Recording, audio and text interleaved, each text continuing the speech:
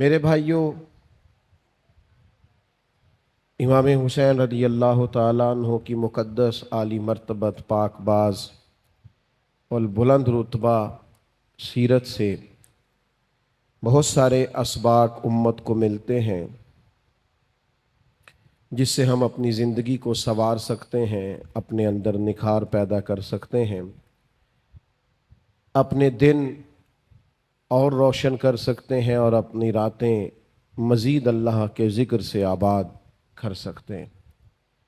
امام علی مقام رضی اللہ تعالیٰ عنہ کی زندگی کے پہلوؤں میں سے ایک بڑا پہلو یہ ہے کہ امام علی مقام نے اللہ کے حضور شہادت پیش کی ہے۔ شہادت کا بہت بڑا تعلق ہے دین اسلام کے ساتھ، بہت بڑا رشتہ ہے شہادت کا صحابہ کے ساتھ، اہل بیت اطہار کے ساتھ۔ اللہ نے دیا ہوتا ہے، ہمارے پاس جو کچھ بھی ہوتا ہے، مال ہو، اولاد ہو، عزت ہو، رتبہ ہو، منصب ہو، وقار ہو، لیکن مشکل یہ آتی ہے کہ رب اپنی دی ہوئی نعمتیں ہی جب اپنے راہ میں خرچ کرنے کا حکم دیتا ہے تو بعض لوگ اس میں مشکل محسوس کرتے ہیں۔ اللہ تعالیٰ جو ہمیں دیتا ہے پھر رب کریم اپنے رستے میں خرچ کرنے کا کہے تو بعض لوگ الا ماشاءاللہ مشکل محسوس کرتے ہیں، لیکن رب کہتا ہے وَمِمَّا رَزَقْنَاهُمْ يُنْفِقُونَ، وہ جو میں نے نہیں تمہیں دیا اس میں سے میری راہ میں خرچ کرو، میں نے دیا ہے نا تمہیں۔ حضرت امام حسین رضی اللہ تعالیٰ عنہ نے اس بات کو اتنا عروج دیا کہ انہوں نے وطن بھی اس رستے میں قربان کیا، مال بھی اس رستے میں قربان کیا، اولاد بھی اس رستے میں قربان کی، اور جان بھی چونکہ رب کی دی ہوئی تھی تو انہوں نے جان بھی اللہ کے رستے میں قربان کر دی۔ میرے دوستو، یہ شہادت کا بڑا گہرا تعلق ہے خدمت دین کے ساتھ۔ یعنی نبی پاک صلی اللہ تعالی علیہ وسلم جبل احد پر تشریف فرما ہیں تو جبل احد وجد کرنے لگا تو حضور فرمانے لگے احد ٹھہر جا۔ حضور تشریف فرما تھے احد پر، جناب صدیق اکبر تھے، فاروق اعظم تھے، حضرت عثمان غنی علیہم رضوان، تو محبوب فرمانے لگے احد ٹھہر جا، تیرے اوپر ایک نبی، ایک صدیق اور 2 شہید موجود ہیں۔ آپ اسلام کی تاریخ دیکھیں، شہداء سے بھری ہوئی ہے۔ شہادت پیش کر دینا یعنی جان ہی اللہ کے رستے میں قربان کر دینا۔ جان، ہم اپنی جان کے مالک نہیں ہیں، اس کا مالک ہمارا رب ہے۔ اس لیے کوئی اپنی مرضی سے مرے تو خودکشی حرام ہے، اور اس کے رستے میں چلا جائے تو اللہ شہادت کا درجہ عطا کر دیتا۔ یہ اس کے رستے میں جانی چاہیے۔ قرآن مجید فرقان حمید شہداء کی فضیلتوں کو جب بیان کرتا ہے تو بالکل ایک انوکھا مضمون اور ایک انفرادی نظم قرآن مجید قائم کرتا ہے۔ یعنی کچھ لوگ بدر میں شہید ہو گئے تو اب ظاہر ہے کہ جو رواج ہوتا ہے بات کرنے کا، ہمارے ہاں بھی اسی عرف میں بات ہوتی ہے، فلاں کا انتقال ہو گیا۔ بعض لوگ ان لفظوں سے بھی کہتے ہیں یا فلانا فوت ہو گیا، فلاں مر گیا۔ ان جملوں سے جانے والوں کو لوگ تعبیر کرتے ہیں کہ فلاں آدمی رخصت ہو گیا، فلاں چلا گیا۔ تو بدر والے جب لوگ انہوں نے اپنی جان اللہ کے رستے میں پیش کی تو کچھ لوگوں نے کہنا شروع کر دیا فلاں چلا گیا، فلاں چلا گیا، فلاں انتقال کر گیا، اور بعض اللہ یہ بھی کہا فلاں مر گیا۔ تو یہی جملے روٹین میں ہوتے تھے جانے والوں کے لیے، تو اللہ کی غیرت نے گوارا نہیں کیا کہ میرے رستے میں کوئی جان دے دے اور لوگ کہیں مر گیا ہے۔ یہ ذرا انداز دیکھیے قرآن مجید کا، ترتیب دیکھیے، فرمایا وَلَا تَقُولُوا لِمَن يُقْتَلُ فِي سَبِيلِ اللَّهِ أَمْوَاتٌ، جو اللہ کے رستے میں انتقال کر جائے اسے مردہ نہ کہو۔ اس کی گہرائی میں ذرا اتریے گا، اس کی روح پرواز کر گئی ہے، اسے کفن پہنایا گیا ہے، غسل دیا گیا ہے، جنازہ پڑھا گیا ہے، قبر میں دفن کیا گیا، اس کی بیوی بیوہ کہلا رہی ہے، بچے یتیم کہلا رہے، اس کا ترکہ تقسیم ہو رہا ہے، اس پر سارے احکام جانے والے کے لاگو ہو رہے ہیں، پر کریم فرماتا ہے چونکہ میری راہ میں گیا ہے تمہیں مردہ کہنے کی اجازت نہیں۔ تو مالک مردہ نہ کہیں تو پھر وہ کیا ہے؟ فرمایا بل احیاء، بلکہ وہ زندہ ہے۔ تو مالک وہ چلتے پھرتے کھاتے آتے جاتے نظر نہیں آ رہے، فرمایا وَلَٰكِن لَا تَشْعُرُونَ، تمہیں شعور ہی نہیں، تم شعور ہی نہیں رکھتے ان کی زندگی کا۔ شہداء کی زندگی اس طرح کی زندگی ہے کہ تم اس کا شعور نہیں رکھتے، بل احیاء، لیکن وہ زندہ ہے۔ نبی پاک صلی اللہ تعالی علیہ وسلم نے ارشاد فرمایا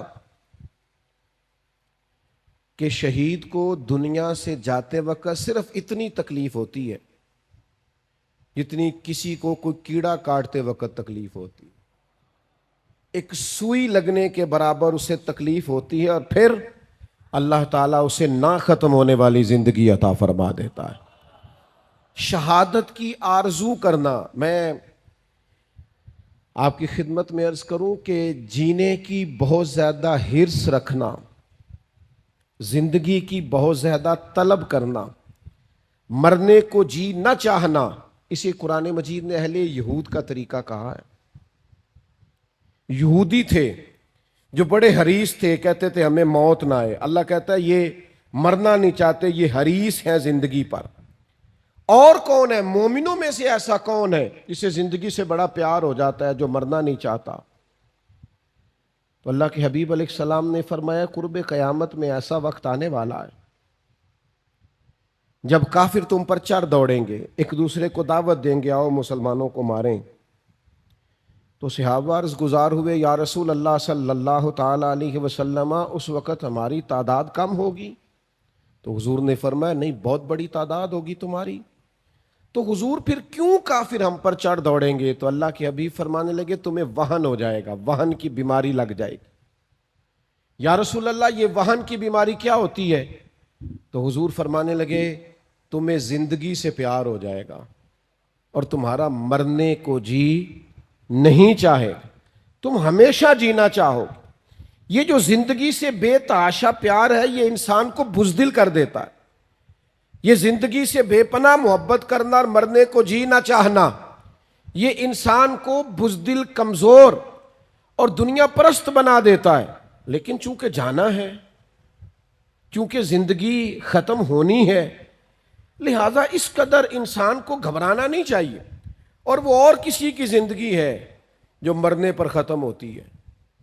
یہ جو مومن کی زندگی ہے نا، یہ تو شروع ہی اس وقت ہوتی ہے جب قبر میں مدینے والے محبوب کی زیارت کر لیتا ہے، تو وہاں سے تو شروع ہوتی ہے۔ آج پھولے نہ سمائیں گے کفن میں آسی، قبر کی رات ہے ان سے ملاقات کی رات۔ مومن کی زندگی، اقبال کہتے ہیں موت کو سمجھے ہے غافل اختتام زندگی، یہ ہے شام زندگی پھر صبح دوام زندگی۔ تو اس قدر زیادہ پیار نہیں، جان اگر کبھی دینی پڑ جائے تو محبوب کے لیے نا تیاری کر کے رکھنی چاہیے۔ یہ سنبھال کے رکھنا چیزوں کو اور اپنے آپ سے بلا وجہ پیار کرنا، کچھ لوگوں کو نا اپنے آپ سے بڑا پیار ہو جاتا ہے، وہ کوئی تکلیف نہیں برداشت کرنا چاہتے، وہ کسی اذیت میں نہیں آنا چاہتے، وہ بڑی پرسکون زندگی جینا چاہتے ہیں، پھر چھوٹی چھوٹی باتوں پہ ڈپریشن کا شکار ہوتے ہیں۔ ذرا سی چیز ہوتی ہے تو انہیں انزائٹی ہوتی ہے، کیوں؟ اپنے آپ سے پیار ہی بڑا ہو گیا، اپنے آپ کو سہولیات ہی بڑی دے لی، سکون ہی بڑا دے لیا ہے، ذرا سی باتوں پر وہ پریشان ہو جاتے ہیں۔ لیکن جان پاویں نہ جان میرے محبوبہ، میں تے لگیاں توڑ نبھیساں، رات تیرے وچ رول کے مرساں تے قدم نہ پیچھا ہٹیساں، شہر تیرے دے ٹکڑے منگساں تے تیرے کتیاں دے پیر چمیساں، آزم جان امانت تیری تو جدو منگ سیں میں پیش کرے سا۔ اے جان امانت تیری تو جدو منگ سیں میں پیش کرے سا، جان امانت ہے، جب مانگے پیش کر دیں گے۔ تو صحابہ جان پیش کرتے رہے اللہ کے حضور پیش۔ صحابہ میں سے ایک صحابی حضرت عبداللہ بن عمر، حضرت جابر ابن عبداللہ رضی اللہ تعالیٰ عنہ کے والد ہیں، یہ جنگ احد میں شہید ہو گئے تھے۔ حضرت جابر ابن عبداللہ فرماتے ہیں کہ پیچھے بیٹیاں چھوڑ گئے تھے، میرے اوپر بہنوں کا بوجھ تھا، قرضے بھی تھے، آزمائش بھی تھی، لیکن جب نبی پاک علیہ السلام نے مجھے میرے والد کا حال سنایا نا، اس شہید کی حضور نے بات سنائی. نبی کریم علیہ السلام نے فرمایا جابر میں تمہیں بتاؤں تمہارے والد کی شان کیا ہے؟ یہ صحیح حدیث میں موجود ہے. یا رسول اللہ فرمائیے. تو اللہ کے محبوب فرمانے لگے جو بھی شہید ہوتا ہے اللہ اس پر پردے ڈال کر اس سے کلام کرتا ہے، لیکن جب آپ کے والد شہید ہوئے ہیں نا اللہ نے پردے ہٹا کے کلام کیا. تو حضرت جابر بڑے سیانے تھے، فوراً سمجھ گئے کہ اگر حضور نے یہ فرمایا نا رب نے ان سے کلام کیا ہے تو یہ بھی محبوب کو پتا ہوگا کون سا کلام کیا ہے، یہ بھی پتا ہوگا بات کیا ہوئی ہے. حضرت جابر ابن عبداللہ عرض گزار ہوئے یا رسول اللہ کیا بات ہوئی میرے والد اور رب کریم کی عالی مرتبت بارگاہ میں؟ تو حضور فرمانے لگے اللہ نے تیرے باپ سے پوچھا عبداللہ میں نے تمہیں جنت دے دی، درجات دیے، کچھ مانگ لے. تو حضور فرماتے ہیں آپ کے والد نے اللہ کے حضور عرض کیا مالک تو نے جو دیا ہے کرم ہو گیا، کچھ طلب نہیں، لیکن اگر کچھ عطا ہی کرنا ہے تو ایک دفعہ پھر دنیا میں بھیج، میں دوبارہ تیرے رستے میں شہید ہونا چاہتا ہوں. ہم نے نا آہستہ آہستہ اپنے مزاج میں بزدلی سی پیدا کر لی ہے.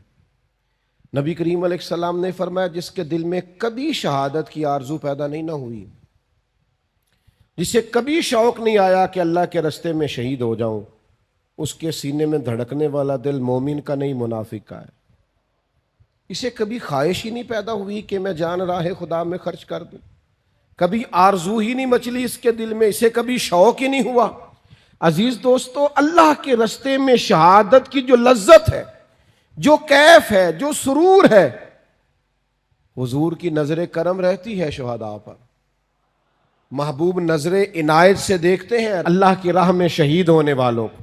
جنگ موتا کے لیے جب صحابہ جا رہے تھے تو نبی پاک صلی اللہ تعالی علیہ وآلہ وسلم نے ان کو وصیت فرمائی. فرمایا حضرت زید بن حارثہ رضی اللہ تعالیٰ عنہ کو اپنا امیر بنا لینا، اگر وہ شہید ہو گئے تو جناب جعفر طیار کو بنا لینا. پھر ایک اور صحابی کا ذکر کیا، فرمایا اگر وہ بھی شہید ہو گئے تو ان کو بنا لینا، اور فرمایا اگر وہ بھی شہید ہو گئے نا تو پھر تم باہمی مشاورت سے جس کو چاہو امیر بنا لینا. صحابہ فرماتے ہیں ہمیں وہ دن یاد ہے جب حضور بیٹھے تو مسجد نبوی میں تھے، لیکن وہاں بیٹھے بیٹھے جنگ موتا کے سارے حالات بتا رہے. اب میرا زید بن حارثہ شہید ہوا ہے، اب جعفر طیار کے بازو کٹیں، اب فلاں صحابی کی شہادت ہو گئی، یعنی جو اللہ کے رستے میں جانیں قربان کر رہے ہیں. مجھے کہہ لینے دو نا، یہ بات کہہ لینے دو کہ اگر نبی کریم مسجد نبوی میں بیٹھ کر جنگ موتا کے سارے حالات دیکھتے ہیں تو گنبد خضرا میں بیٹھ کر محبوب نے کربلا بھی ساری دیکھی ہے. حضور کی نگاہوں کے سامنے وہ سارا منظر تھا. جبھی تو حضرت ام سلمہ کی خواب میں آ کے کریم نے فرمایا ہے کہ یہ دیکھو نا میرے حسین آج کربلا میں شہید ہو گئے، یہ دیکھو یہ مٹی سرخ ہو گئی. محبوب کی نگاہوں کے سامنے رہتے ہیں وہ لوگ جو مقام شہادت پر فائز ہوتے ہیں، جو درجات پاتے ہیں. ہم نا اپنے بچوں میں بڑے شوق پیدا کر رہے ہیں. بچوں سے پوچھیں آپ کیا بننا چاہتے ہیں؟ میں ڈاکٹر بننا چاہتا ہوں. آپ کیا بننا چاہتے ہیں؟ میں پائلٹ بننا چاہتا ہوں. آپ کیا بننا چاہتے ہیں؟ میں انجینئر بننا چاہتا ہوں. بہت اچھی بات. یہ ساری باتیں خیر والی، ان میں اچھی نیتیں کر لی جائیں، اچھے ارادے کر لیے جائیں، خواہشات پاکیزہ بنائی جائیں تو ساری خیر والی ہیں.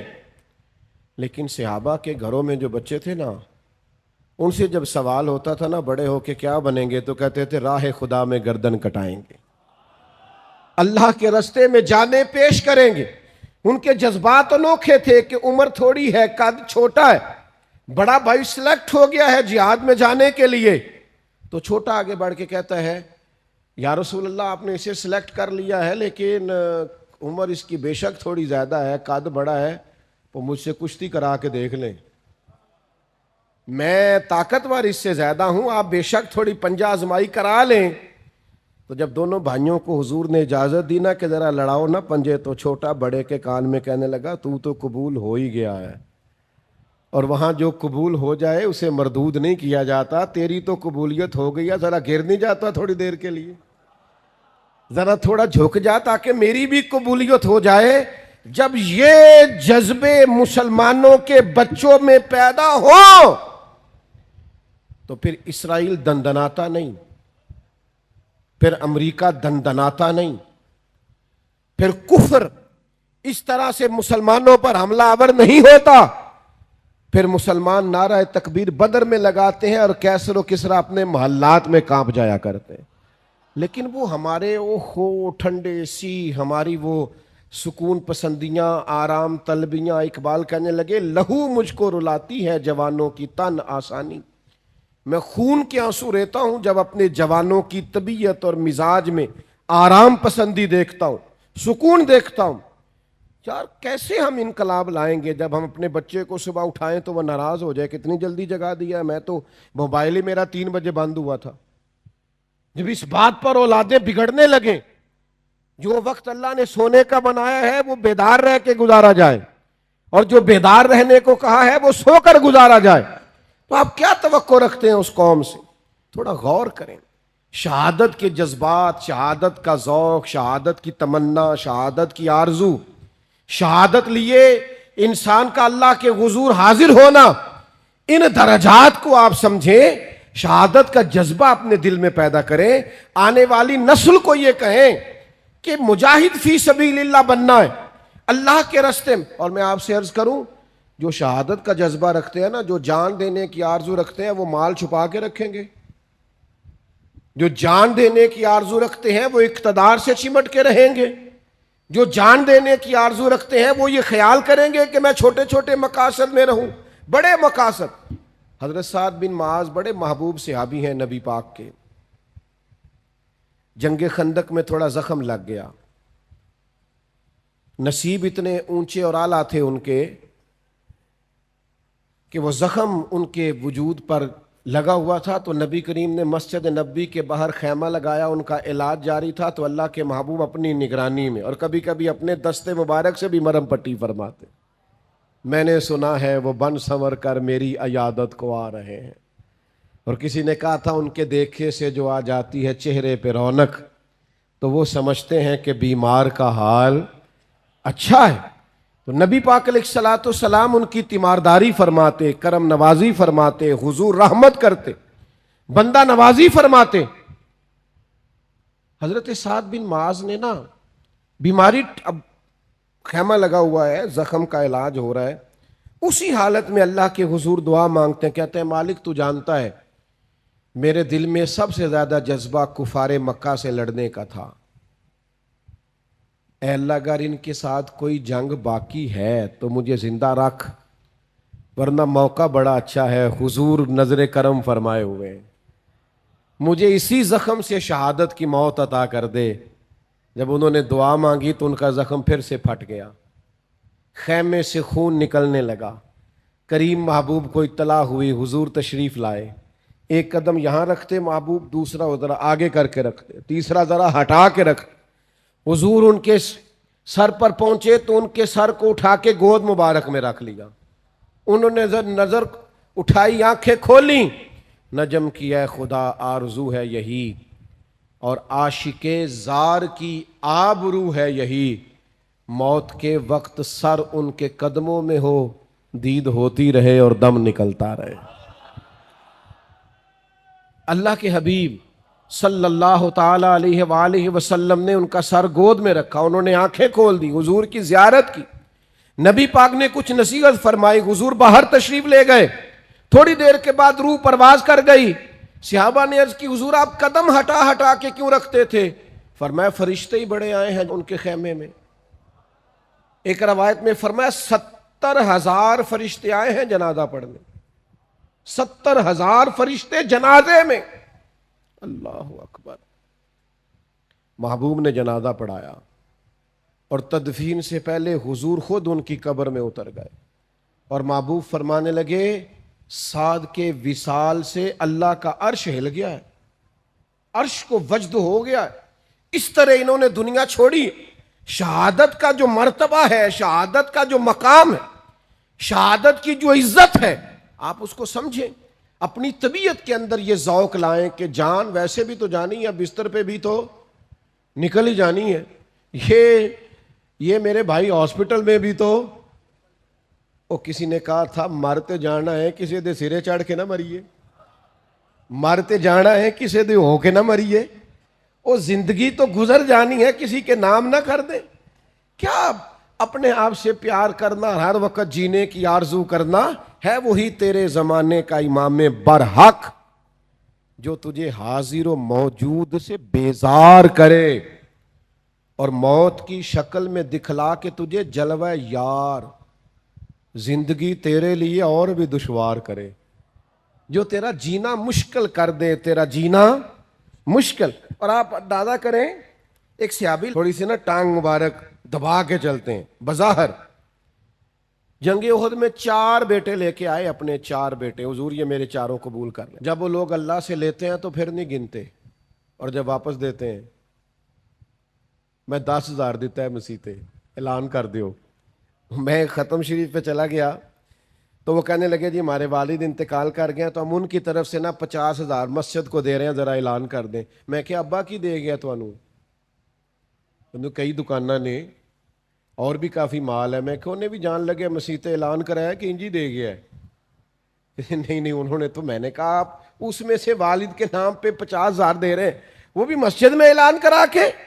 یعنی جب اللہ سے لیتے ہیں، کسی نے امام شافعی سے کہا کہ میں دینا چاہتا ہوں اللہ کے رستے میں پر کوئی مستحق بندہ نہیں ملتا، تو امام صاحب مسکرا پڑے. بعض لوگوں کے سوالوں پہ مسکرانا ہی چاہیے. وہ کہنے لگا حضور آپ مسکرائے کیوں؟ فرمانے لگے کمال ہو گئی ہے نا، تجھے مستحق بندہ ہی نہیں مل رہا خرچ کرنے کے لیے. تو بتا اللہ نے جو تجھے دیا تو اس کا مستحق تھا؟ تیری محنت اتنی ہے، تیری عبادت اتنی ہے، جب رب نے بغیر تیری مشقت اور محنت کے اپنے فضل سے دیا ہے تو بھی اللہ کے بندوں کو دیا کر، تو بھی دل کھولا کر. نبی کریم نے حضرت اسماء بنت ابی بکر سے کہا تھا اللہ کے رستے میں گن گن کے نہ دیا کر، اس کے راہ میں بے حساب دے، وہ بھی تجھے بے حساب ہی عطا فرمائے گا. تو میرے عزیزو یہ بات یاد رکھیں کہ جذبات ہونے چاہیے اس کے رستے میں خرچ کرنے، اپنی جان کا نذرانہ پیش کرنے کی ہر وقت خواہش ہونی چاہیے. انسان کے اندر جذبہ ہو، شوق ہو، وارفتگی ہو کہ میں نے اپنے آپ کو پیش کر دینا اپنے رب کے حضور. اس میں بڑی تازگی ہے، اس میں بڑی لذت ہے. اور اس سارے عنوان کو، اس سارے نظریے کو پورا عروج دیا ہے تو امام حسین نے دیا ہے. علی کا گھر بھی وہ گھر ہے کہ جس گھر کا ہر ایک بچہ جسے دیکھو وہی شیر خدا معلوم ہوتا ہے. یعنی ہر ایک نے، وہ جنگ بدر کے موقع پہ نا جاسوس بھیجے تھے، ابو جہل نے کہا ذرا دیکھ کے آؤ مسلمانوں کی تعداد کیا ہے. تو جاسوس واپس گیا تو اس نے کہا 312 یا 313 لوگ ہیں، اور ان میں سے بھی کچھ بچے ہیں، کچھ بوڑھے ہیں. تو ابو جہل کہنے لگا جنگ کیا کرنی ہے، ان کو صبح گھوڑوں کی پشتوں پہ باندھ کے مکے لے جاتے ہیں، وہاں جا کے دیکھیں گے کیا کرنا ہے. تو جاسوس کہنے لگا ٹھہر تو صحیح، پوری بات تو سن. بندے 313 ہیں پر کسی ایک کا بھی واپس جانے کا ارادہ نہیں. جس کے پاس سے گزرے تھے مصلی پہ بیٹھا تھا اور شہادت کی دعا مانگ رہا تھا. کسی کا بھی لوٹ کے جانے کا ارادہ. حضرت عمر کہتے ہیں اللہ اپنی راہ میں شہادت کی موت دے، اور دے بھی اپنے محبوب کے شہر میں. انہیں مل گئی نا، مسجد نبی میں مل گئی. تو بھائی خواہش تو ہو، طبیعت تو ہو، آپ کا دل تو ہو، آرزو تو مچلے، آپ یہ ذہن تو بنائیں. ہمارا ارادہ نہیں ہوتا، ہم خرچ نہیں کرتے اپنی صلاحیتیں دین کے لیے. امام حسین نے جو قربانی دی ہے وہ بڑی انوکھی ہے. 6 مہینے کے علی اصغر کو بھی پیش کیا، چڑھتی جوانی علی اکبر کو بھی اللہ کے حضور پیش کر دیا، جناب عباس کو بھی پیش کر دیا گیا. اور ان سارے زخموں کے باوجود جب حسین ابن علی خود میدان میں نکلے ہیں تو روتے نہیں، ڈرتے ہوئے نہیں، سہمے ہوئے نہیں. پہلے انہوں نے مدینے والے محبوب کا دیا ہوا امامہ باندھا ہے، پھر انہوں نے اپنے والد کی ذوالفقار حیدری تھامی ہے، اور پھر وہ میدان میں آئے ہیں تو پورے دبدبے کے ساتھ انہوں نے خطبہ ارشاد فرمایا ہے، تو پھر پوری چہرے اور طبیعت کی پورے روب کے ساتھ پھر وہ میدان میں آئے ہیں تو ڈرے ہوئے نہیں. بہت سارا لشکر دیکھ کر وہ گھبرائے نہیں، معاذ اللہ تلوار نہیں پھینک دی، بلکہ ہمت کے ساتھ، دلیری کے ساتھ میدان میں نکلے ہیں. سناؤ اپنے بچوں کو کس سے خیبر و خندق کے، کہانی سن کے حیدر کی دلوں سے ڈر نکلتا ہے. اور ایک شاعر نے مولا علی کی بارگاہ میں نذرانہ پیش کیا تھا. اس نے کہا تھا دیواریں ہلتی رہتی ہیں اور در کانپ جاتا ہے، علی کا نام سن کے اب بھی خیبر کانپ جاتا ہے. تو اپنے اندر یہ جذبات حسن پیدا کریں، اللہ کے حضور نظر پیش کرنے کا جذبہ پیدا کریں، اپنی طبیعت کو تازہ کریں، ہر وقت شہادت کی آرزو، ہر وقت اس کی راہ میں قربانی کا جذبہ، ہر وقت ارادہ اس کی بارگاہ میں کچھ نہ کچھ پیش کرنے کا یہ رکھیں. نبی پاک علیہ السلام کی بارگاہ میں نا ایک شخص نے آ کے کچھ مانگا تھا تو حضور نے فرمایا یار بظاہر اس وقت تو کچھ موجود نہیں، یا میرے نام پہ قرضہ لے لے دکاندار سے. تو حضرت عمر عرض کرنے لگے حضور اللہ تو ہمیں اس کا پابند نہیں کرتا، ہے تو دے دو نہیں تو ٹھیک ہے. تو حضرت بلال کہنے لگے یا رسول اللہ آپ بانٹیے، عرش کا مالک بڑا عطا کرے گا.